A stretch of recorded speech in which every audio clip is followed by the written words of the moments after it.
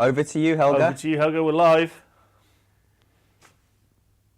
Good morning, hello, good evening, good afternoon. While you're joining us, sales shakers, rainmakers, and icebreakers.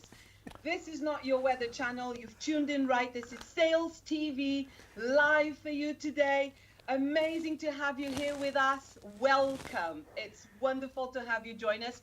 We're going to have in studio at Cranfield Grenville Turner Studios. We have the wonderful Alex Abbott and Andy Hoff.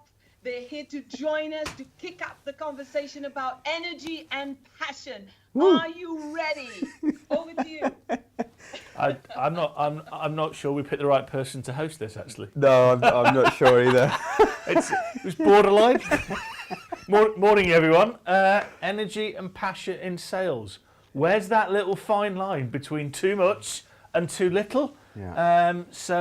Unfortunately, we don't have Adam Gray because we would be able to put two ends of the spectrum, Helga on one end, Adam on the other, and you could decide where you want to be on that line. Helga, come on, talk us through whether we need energy and passion in sales or not. Well, I personally find it indispensable to show your passion. If you're not passionate about what you are talking about, how you serve your customers, how you help them to achieve amazing results that move the needle for them, that help them to stand out, to beat the competition, then, how can they be excited to be talking with you? But I do feel that there is more to just saying passion and energy are important. I really do find that there's a bit of a pyramid relationship here, where at the base of it we've got how you feel as an individual, how healthy you are, your family status, sport, your hobbies, are you resting enough, even your housing situation. There is so many factors at the base of what creates and at the source of your energy and passion in whatever you do. And then as you go up this pyramid and you start looking at who you work for, what's your leadership like? What's the culture of the company like? What's the ethical behavior within your company? And then ultimately, all of this leads, in my personal opinion, to the peak of everything, which is at the core of your energy and your passion. And it's one thing, in my view, it's the motivation. What is your internal, external, intrinsic motivation? And what is your internal, intrinsic motivation? That is at the core, in my view, of your energy and passion. What do you think?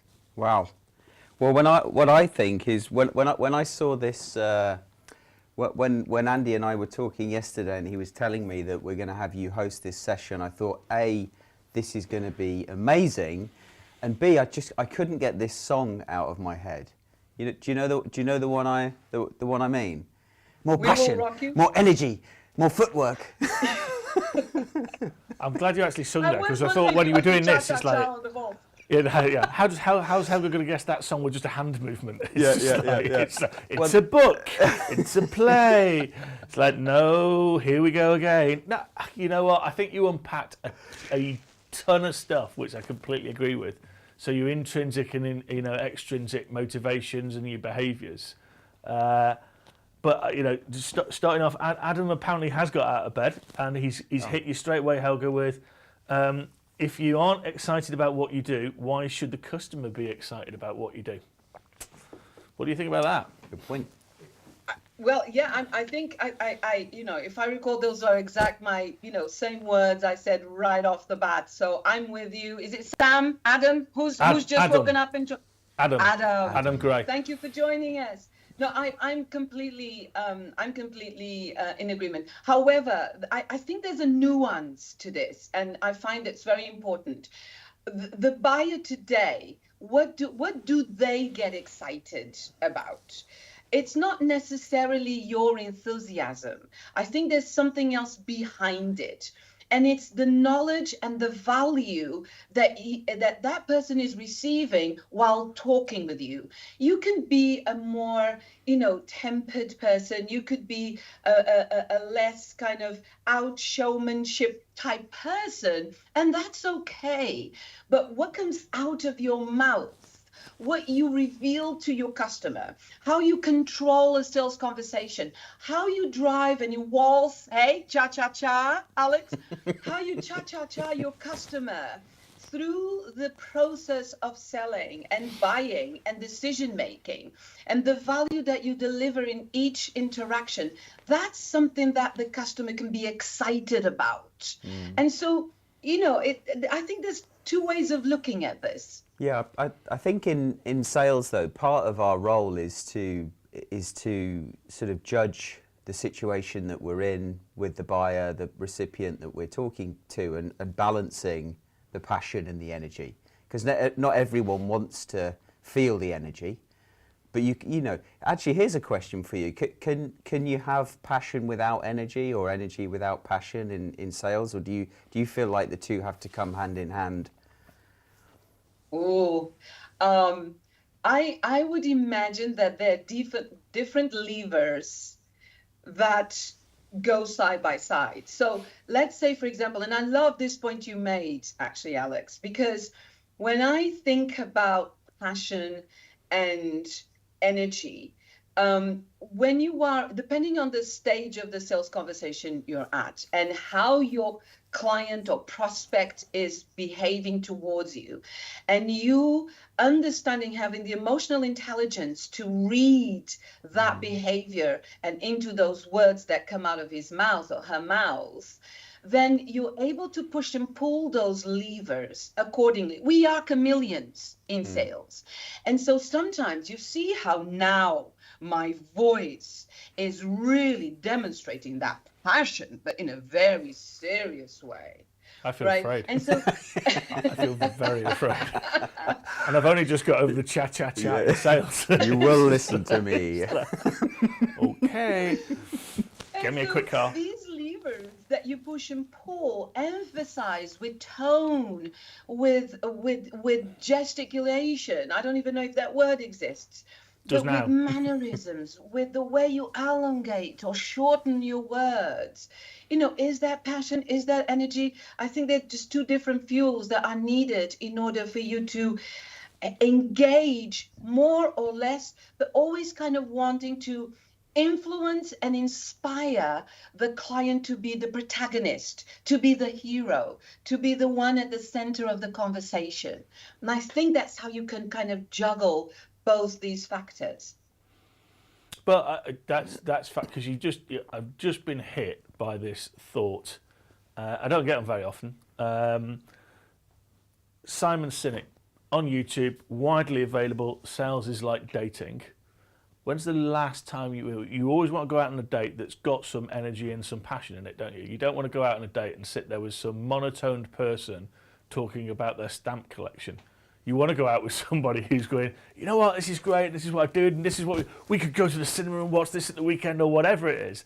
And you kind of go, yeah, you're right. It is exactly, it's just this human behaviour, isn't it? It's like, so let me tell you about my product. Stamp collector, of course. Yeah, there's always that. Thank you for bringing your intrinsic quiet motivation to the conversation. It's like, how many stamp collectors have you dated in your entire life? Like, not that I have anything against stamp collectors, by the way. That is, we are an inclusive world in sales. So if there's a stamp collectors out there who want to be in sales, come on in. But it's like that, isn't it? It's like, I look at it and go, yeah, you're right. It is about the passion, and it is about the energy that you bring in your personal life. If you give people energy, they want to hang out with you. If you take it away from them, they don't want to hang out with you. So it's almost as an equation, isn't it? How much do you bring to that interaction with your people, with your customers, or how much do you take from them? Because who the hell wants to be in a conversation with somebody where they feel drained after it? Yeah. Well, I think time is everything. I think timing is everything.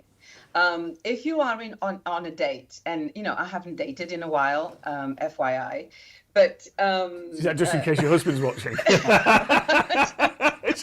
haven't dated in a while. Honest, darling. It's like, we won't get onto Alex's love life in a minute. All right, we'll steer clear of that. Let's just imagine that you fancy this person for a very long time. This is what I would do, right? Let's just say, in a hypothetical world, I fancy this person a lot, and I want to, and I have the opportunity to go on a first date with them. But let's just imagine that this person has just been going through a period of a slump. They've been going through a slump period.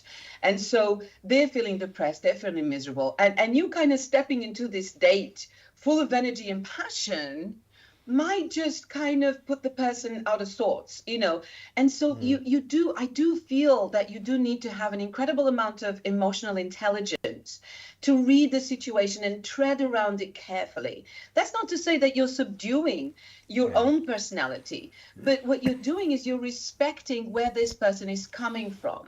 And so I would probably start the date asking, how have you been feeling following this time, this difficult period?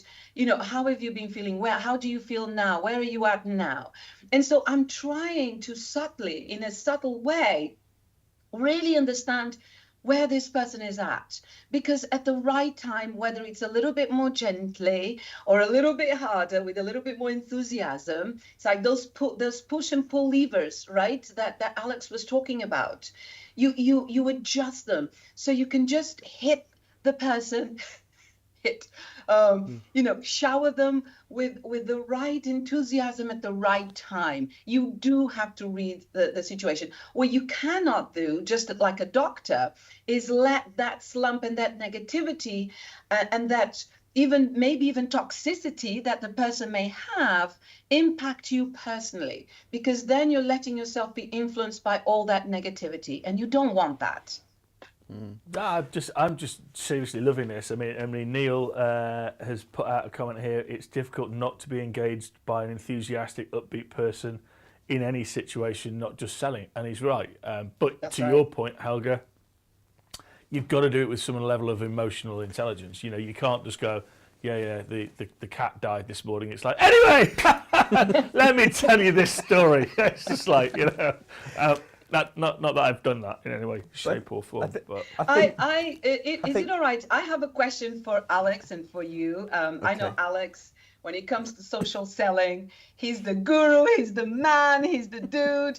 So, Alex, how does one bring energy and passion and enthusiasm and energy onto this sphere of social selling? Help us out with that. Yeah, that's a great question, because when I read Roal's comment about him being an introvert, I feel like I am more naturally introverted, but I do try hard to kind of, exude some passion and energy in what I do. And so the fact that we're on the sofa here today talking about this is great, because I think you can be passionate and demonstrate that you're energetic without being like over the top. And so, through the work that I'm doing around social selling and storytelling, just in the way that I write, I try and get that across, enthusiastic, positive. The fact that you kind of persistently talking about things that you believe in demonstrates that you're passionate about that. And I think some degree of energy can come off that. Trying new formats, like video and photos of yourself smiling and being happy, I think demonstrates that as well. So it's not just about the facial hair and the man bun then? No, I mean, you tell me. I don't know. What is the... I don't know. It's the way you stroke it. I've got no idea. It's like...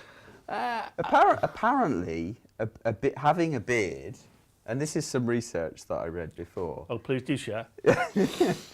Having a beard kind of gives off this more wise, more mature feel. But, Who told you that? Don't let me... Someone with a beard. Yeah, 50 bearded blokes. Gandalf. Just like, yeah. Okay, I get it now. It's like somebody told me wearing tweed jackets in the university was a good idea as well. They had the guy in the tweed jacket with the leather on the arm. Yeah. I think the top knot negates it though. You know. But what's really interesting in this is and I know we're going to be talking about it this afternoon with Jeff in terms of mental health. Yeah. You know, we've picked about a topic today, which is actually leading us to have fun, which is this odd thing. And talking to a person we all know, Guy Lloyd, we talked about kind of mental health issues, and I don't want to kind of go into that in a big way here, but what he said about sales and why, therefore, loving what you do and being passionate about it and bringing in energy is really important, because there's this piece of study that can't leave it at home. It's a paper that looks at job stress, financial stress, health stress, and before a seller walks through the door, you've got those kind of problems, and then sales can kind of exacerbate those mental health problems. But actually then Guy threw this really interesting piece into it, which is actually that's an incomplete kind of view of a seller, because they can't leave it at work either. Now, if you look at a doctor, when you finished your shift, somebody else comes in and carries on what you're doing. It's not like everything stops or you have to take the patient at home. And there's a lot of professions where fundamentally somebody else has got your back while you're not there. So you kind of get that downtime. You might worry a bit. But if you're in sales, no one's looking after your deal when you've gone home. No one's looking after all of those aspects of how you get that next meeting. Yeah. And so it's almost this 24/7 nagging irritation of it's you and you alone to get the deal across the line. But actually that leads you back to, if you're not passionate about what you're doing, you're never going to get energy out of yourself. And that I think has got to be one where, you know, sales leaders and people have to take that semi-serious point of how do you really help people understand, support them, but also make it a bit of a fun environment. Because no one's going to die if you don't get the deal across the line. No one's theoretically going to actually, you know, have a bad day. Yeah, you're going to feel bad about not getting the deal, but have some fun. I was thinking this morning on the way over here about that point, but through the lens of a Formula One driver, and the fact that they have to perform at their peak throughout their career. And whilst they might not be winning races, they still have to ensure that from a psychological perspective, from a health perspective, from a fitness perspective, they're at their best. But they have this entire team of people supporting them, helping them be the best that they can be. Yet in sales, and I've had this myself, there's resentment for salespeople, or there has been in the past, and I've felt that, I've experienced that. It's like, oh, you're the sales guy, you know, you have all the fun, you get all the commission. And I think if, I'd love to get your view on this, but I think that if the dynamic changed, if the view of salespeople changed internally, they could get more support to address that point that problem that you raise. It's really interesting. If you talk to Phil Jones at Brother, he did a thing about 3 years ago with the ISP's Forerunner, and he talked about crossing a chasm for him, which is he was always seen as the sales leader. And this is public, so I'm not actually outing him or anything about this, but he was always seen as the sales leader that had too much fun. It was you charge that machine gun post, we can all go away to club, blah, blah, blah. And to your point, people went, well, they're not around business people. He's never going to be able to take that leap to be CEO. Now he did, because he developed himself and he's a brilliant leader, and he gives a huge amount of energy and a lot of stuff. But you think, to your point, right, people just go, you know what, they go to club, they have a great time, they're driving flash cars. And I think that point of, actually it's pretty tough, and some of those things are to feel good about yourself and to make yourself and give yourself energy and a level of passion about what you do. I think really importantly, and back to you, Helga, is actually how do we give people permission, coming into sales, to do and have a bit of fun and show them that this is it's great, and you're going to meet tons of people, and if you're massively inquiring, you're going to go out and have a great time understanding and meeting a wide variety of people, understanding what's going on with them, and have the viewpoint, see the funny side all the time. You're going to make a shed load of mistakes. Yeah, it's okay to fail. Yeah. Well, just to pick up on that point, I love that you are both kind of heading in this direction, because when you think about what's needed to have fun anywhere, I think factors like being confident and knowledgeable are fundamental.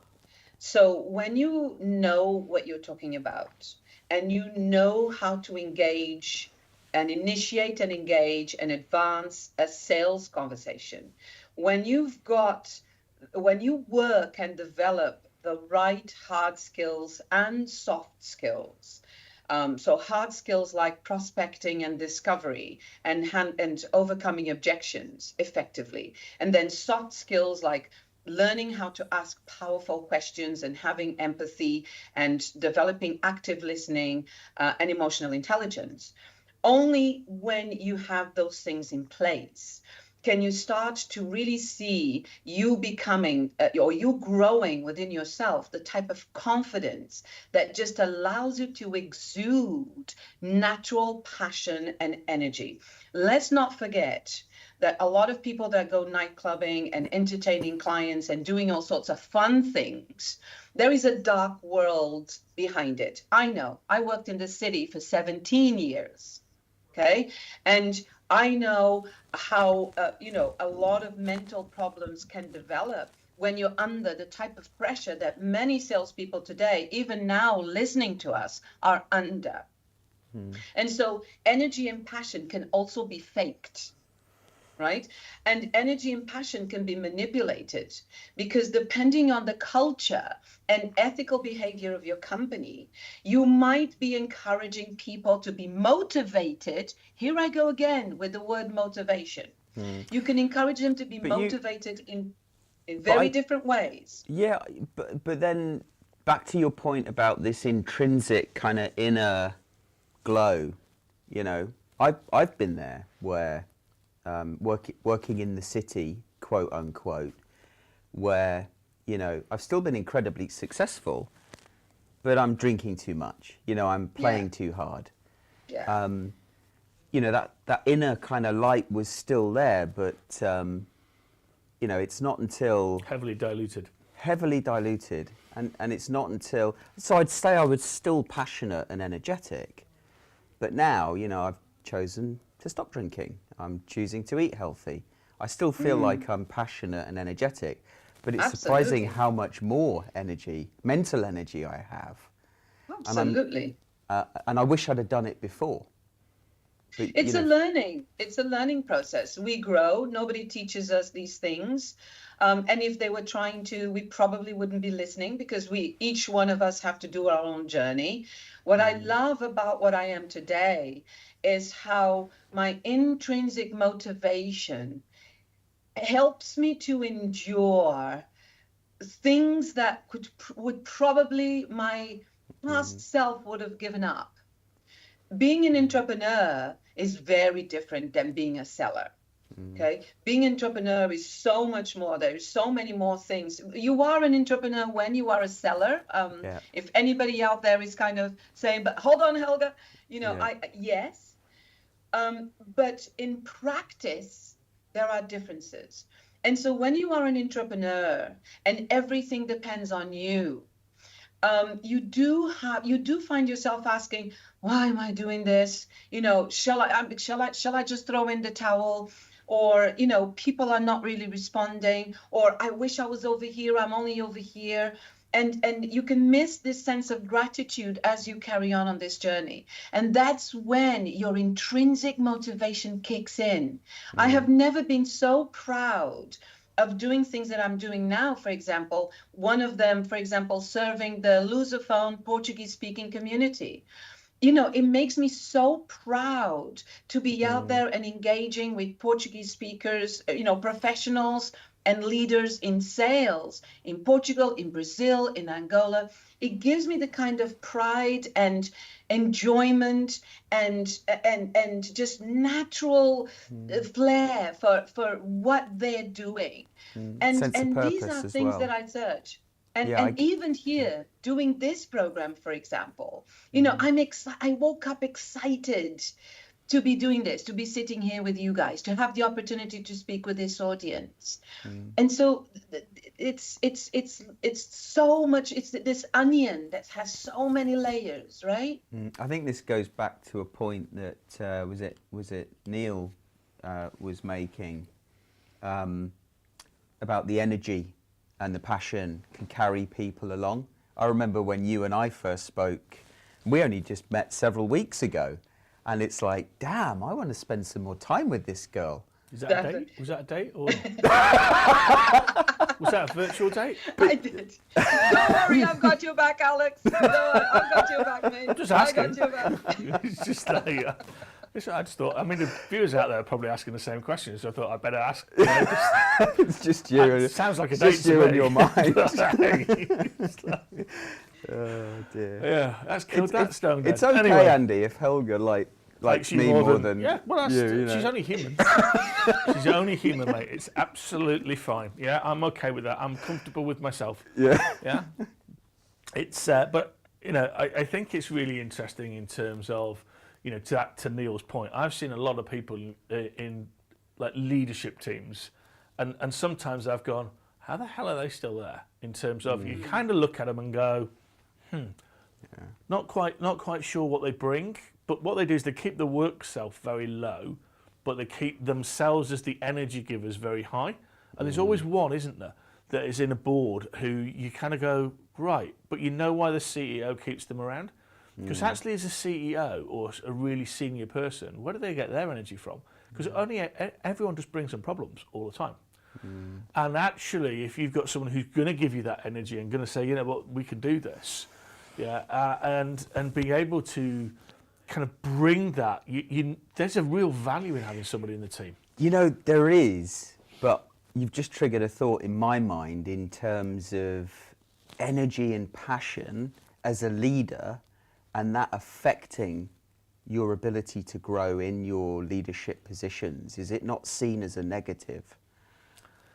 Like, he or she is too... There's a bunch of research now, without getting too academical about it, but you know, about quiet ego, and I'm sure there'll be a bit about quiet passion, and it's about having enough reserves out of all of these things that you allow other people to have the emotional space and area in which to grow and be in that meeting and be in that room. But there are times when you wouldn't need to. So if you're on stage in front of 10,000 people, you know, at a kickoff or something like that, you need to be doing something that's going to project huge amount of passion out. But if you're in a room where there's 5 of you, you probably don't want to be doing that. Yeah. But I love the whole kind of, you know, the rule, be yourself. Yeah. You know, there were times when I sat in meetings and I just thought, I know the answer is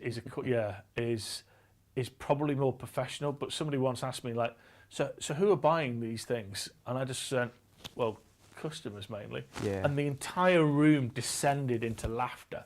And luckily, the president who asked me the question just went, well, I asked for that, and that's fine.